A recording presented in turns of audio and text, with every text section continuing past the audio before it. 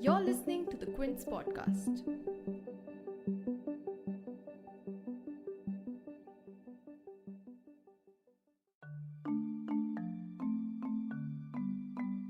If they can do it, so can we. These were the words which Kapil Dev said to his team on 25th June 1983 before they went on to win against two-time World Cup winners West Indies in a match which triggered India's obsession with cricket. And the reason why this World Cup final was so historic is because before this, no one took the Indian cricket team seriously. There was no fanfare or an endorsement deal or a very influential BCCI. It was only a team of young men who have never won a World Cup match before. With such historic matches played in this tournament, like the one with Zimbabwe, we have no audio or visual references to it because the broadcaster at the time, BBC, was caught in a resource crunch with multiple matches happening in the same day. But finally, thanks to Kabir Khan's sports drama 83, we have this incredible moment where India rose as Cricket World Cup champions finally brought to life on screen. From the time the trailer was released, this movie has garnered a lot of attention, with ringing endorsements coming from cricket fans, movie critics, and to even the Team 11 on 1983 themselves. Legendary batsman Sunil Gavaskar, who was part of the playing 11, said that he was blown away by the film and gave it full marks. In this Christmas Eve edition of The Big Story, we'll bring you the behind the scenes from the sets of 83. In this episode, you'll hear from director Kabir Khan, actor Chirag Patil, who plays his father Sandeep Patil, and Pankaj Tripathi, who plays the role of Man Singh, the manager of the 1983 team. And we also brought in Chandresh Narayanan, a cricket commentator and analyst, to get his take on the movie and understand why this match changed the face of Indian cricket.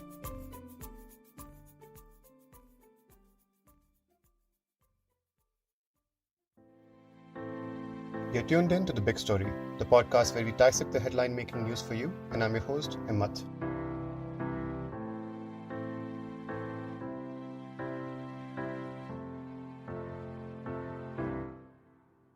Indian cricket in the 80s wasn't like what it is now. Team India was the underdog in the World Cup tournament of 1983, and in June 18 of that year, they were going up against Zimbabwe and were staring down the barrel for just 17 runs for 5 wickets. And no one knew that this was a day to be remembered for decades to come. When the captain Kapil Dev came to the crease, the gloves were off and he proceeded to change the entire course of the match by blasting 175 runs of 138 balls, which included 16 fours and 6 sixes. This was the highest score by an Indian player in an ODI at that time. But why is this the game that changed the face of Indian cricket? Cricket commentator and analyst Chandresh Narayanan says that India was never considered a contender since we had only won just one match before entering this tournament. I think that no one gave India a chance in 83. It's as unique as, say, today Bangladesh going into the World Cup final. It's that unique. And I think that no one absolutely gave any chance to India. And it was only natural because India didn't take one-day cricket that seriously. It was also an afterthought because you must remember that 75 and 79, like you said, we won just one match. And after that, what happened was that the turn of the 80s changed the focus of India towards one-day cricket. I think the fact that we are doing this podcast is also a tribute to that particular win.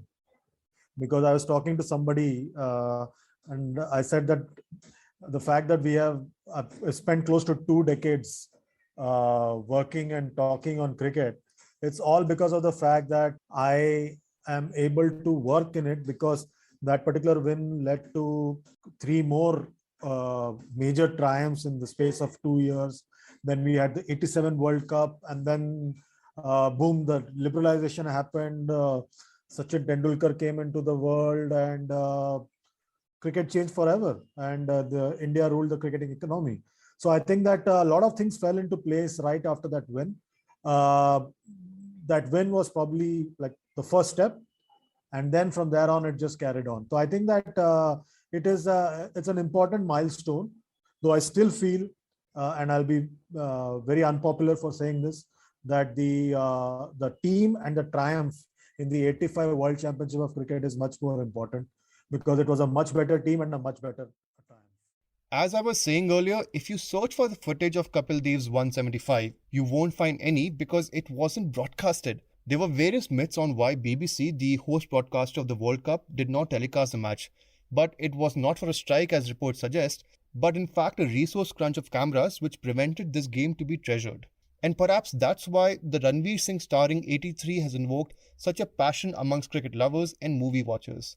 For film director Kabir Khan, capturing this exact moment was one of the biggest challenges he wanted to get right.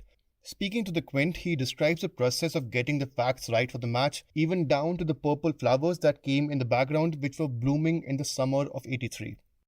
Actually, when we started approaching it, I realized at that point I thought, okay, the matches that have been recorded that are there and people can watch on YouTube are going to be the tougher ones, right?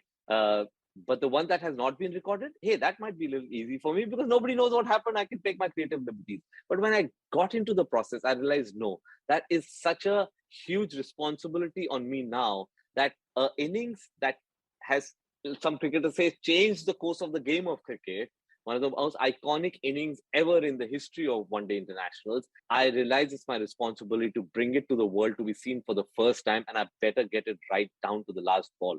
So I said, no, I'm not going to take creative liberties with Tunbridge Wells. I'm going to make sure I get to know how each and every ball was bowled, exactly what Kapil Dev did to that ball. Where did he send it packing? Did he send it packing outside the stadium or into the stands, into the audiences? And I went there to Tunbridge Wells, and which incidentally is exactly the way it was in 1983. Nothing has changed, even down to the purple flowers, the rhododendrons that come in the backdrop. That was my second question. How did you get that? Like, that is perfection. They bloom only for 20 days in a year, so we had to time our shoot for those 20 days in a year. So that's the level of detailing we went into for this film, because there is 5% of that audience that'll say, hey, where are the purple rhododendrons? So I said, okay, here they are. And we made sure we shot them when they were in bloom. So I went and I invited members of the Tunbridge Wells, club, and I said, please invite people who were witnesses who had seen that match. And about 20 odd gentlemen came, and that they gave me a blow-by-blow account, because I had the account of the players. I didn't have the account of Kapil Dev, because every time I asked Kapil Dev, he said, Kabir, I was in a trance. I was in a daze. I don't know what was happening. That was constant. I said, that's not helping, Kapil sir. But of course, I got the account from the other players. But then these gentlemen gave me the account of what was happening all around. Because see, the players also have basically a blinkered view, right, of what's happening in the green room and what's happening on the pitch. But the stories is what's happening around. And then they started giving me accounts of what happened. One of them came up and said, he smashed the windshield of my car. And he said, so I went running to get my car out. And because he was doing that, 20 others came to get their cars out. And suddenly there's a mad jam in the car park because Kapil was smashing people's windshields. Now, as a filmmaker and storyteller, imagine that scene. I just have to show what's happening in the car park to show the fury of what's happening on the pitch. I don't even need to show you the fury of what's happening on the pitch. Just the ball coming and hitting these cars and people running to take the cars off shows you what an iconic innings that must have been. 6 sixes, 16 boundaries, many windows smashed all over the place. What also blew people away about this movie is its casting and how alike the actors and the real-life players look. And praise especially came in for Ranveer Singh, who plays Kapil Dev. In fact, the Quint Stuti Ghosh, who reviewed the movie, describes Ranveer Singh's transformation as admirable, noting that the actor has taken special consideration of not overplaying the character. You can find a link to the full review of the movie in our show notes. But how was that transformation achieved? Mr. Khan notes that Ranveer Singh was his first choice to play Kapil Dev, and the goal was not to completely transform him into the cricketer, but to take his persona. In fact, one of the things that I told Ranveer is, Ranveer, it's not a look-alike contest. Don't get too bogged down by wanting to look like Kapil Dev. For me, it's more important that you take his persona, his expressions, his voice. And what has happened, really, if you today also, I mean, of course, the world has gone gaga over the fact that, oh, we can't see Ranveer, we can only see Kapil Dev. Because of the fact that the approach was not to make him a replica. The approach was get the persona. And today, a lot of people who are marveling at how close he is looking to Kapil are not realizing that it's not the features. It's actually the way he is talking, the expressions that he's adopted, the voice that he has modulated, that is making all the difference. And this is further echoed by veteran actor Pankaj Tripathi, who plays the role of Man Singh, the team manager, in this movie. Speaking to the Quint's Abira Dhar as part of our newest podcast series, Itni Sari Baatein, Tripathi describes the process of going into the character and why it was important for him to not make it into a caricature of Man Singh. मैं caricature चाहूंगा तभी बनेगा, क्योंकि हालांकि caricature बनाने का भी एक अलग सुख है, अगर अलाउ करता वो दुनिया वैसी हो, बट ये दुनिया वैसी नहीं थी। तो मैंने अटेम्प्ट की है मान भाई के एसेंस को पकड़ने का, उनके थॉट को, उनके डिसिप्लिन को पकड़ने का, उनके इमोशनल ग्राफ को पकड़ने का कि वो कैसे गो थ्रू हुए होंगे उस मोमेंट में। एंड मैंने थोड़ी लैंग्वेज भी पकड़ी है, उनकी दक्षिणी बोली है इसमें, दक्षिणी हिंदी। बट नॉट एग्जैक्टली उनका आवाज या उनका बॉडी लैंग्वेज वैसा कुछ नहीं, क्योंकि वो रेफरेंस बहुत लोगों तक मौजूद नहीं है। बट यस, बॉडी लैंग्वेज पकड़ा हूँ, स्पीच पैटर्न भी पकड़ा हूँ।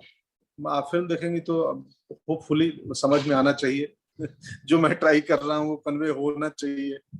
That was just a snippet of a raw, uncut and uncensored conversation with Bollywood legend Pankaj Tripathi. And to listen to the full conversation, you can find a link to the first episode of Itni Sari Baatein in our show notes. And also don't forget to subscribe to the podcast on Apple, Google Podcasts, Spotify, or wherever you listen to podcasts. Now, back to the episode. Speaking of actors impersonating real-life characters, if you as a cricket fan were hoping for some spitting images, the cast also includes sons of the 1983 team.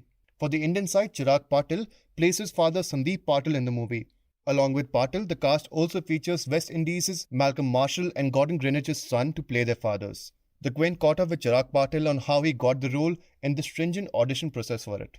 So when this movie was announced, personally, I thought that I would never get this part because I can't play cricket. I think my dad has told you that. So I genuinely thought that, this is, something that I'm not going to be able to do. And even when Kabir sir called me for the audition, I thought that, I would, he would give me some script and, I would do it, give the audition. But instead they made me play cricket, and the first ball I got out. So when I came home, my father asked me that, how did it go? And I said, I think I'm not going to get it. But Kabir sir called me after 2 months, and when I went to his office, he had edited my father's scenes, my father's shots of him playing cricket, and that audition shots. So when we saw them side by side, we realized that the style and the stance and everything is the same. So Kabir sir said that this is all I need. I don't need you to actually play cricket. As long as you're resembling him and you're being able to play the shots and the shots are looking the same, that's good enough. So that's how, I got this film. For those who have no recollection of the 1983 tournament or have never followed Indian cricket before, this movie may be your chance of rekindling your love for cricket. And folks, that's our last episode for this week. So have a great weekend ahead and a Merry Christmas.